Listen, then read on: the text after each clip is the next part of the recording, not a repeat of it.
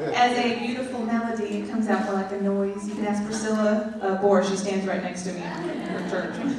But anyway, I thank you so much. I have a couple of observations to make. First, Pam and Tony, I was 9 when you joined the choir. I just want to say that. And while I'm, looking around the room, JoJo, I noticed that you mentioned your girlfriend, not your mom, who's here. I just want to say that. So, just thoughts, random, things that are coming out, So, Miss Marcia is here also, and we are so glad you're here. So glad you brought JoJo into this world. That is for sure. And you're a gift when you're here. You're so encouraging, and your spirit's so wonderful to have with us. Thank you. Well, what a good night. Man, it's just good to see all of you and to be together. And that's really what this is all about. I'll tell you, Andrea kind of alluded to this, but from my perspective, if every Sunday is a battle, and it really is, then you are the frontline soldiers in the fight. And it makes it so much easier to preach when there are people like you who have paved the way for the word to be planted in people's soul and to bring something rich and beautiful and godly into their life. I was thinking about Christmas. I was sitting back there, and maybe this will come out in a message some way. I was thinking about the manger scene, and because we have one at the house. I don't know how many of you have like a manger scene that you put out for Christmas. We do all the decorations, except we have a manger scene, and you have the baby Jesus, and you have the shepherds, and you have the wise men. Here they were in this town that was bustling at the seams. So many people were there for the tax and the census that they couldn't even fit. There was no room in the hotel for them. They ended up, in the little barn. And at the end, the shepherds and the wise men were there. And I was thinking about what tied all that together. If you just imagine the scene in your mind, what is it that ties all of the people in that little place together? They were different demographically.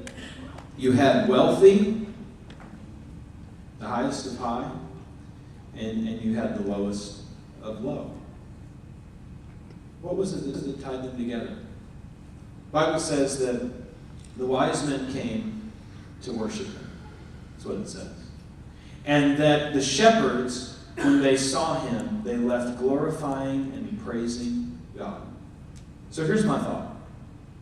The doorway to the manger is worship.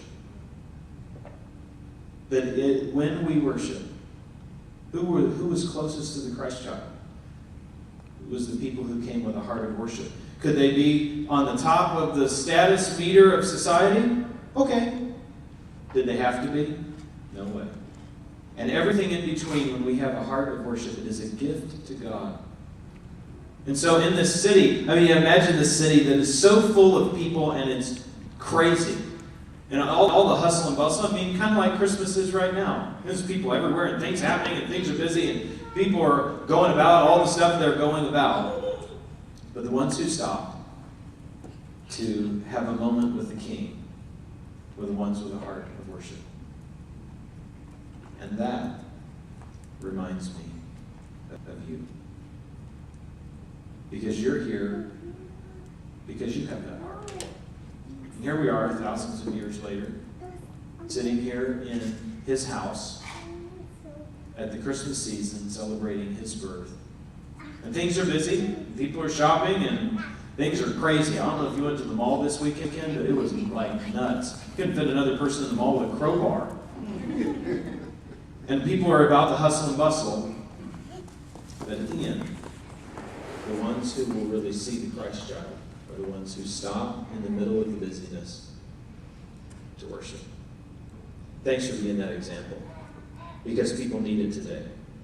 Thanks for paving that way. Thank you for all that you do to help this be a place that worships him, because that really is our call. Be people who worship God in spirit and in truth. And you really are making a difference. Every time you step out on the platform or into the choir loft or behind a camera or behind an instrument in the band,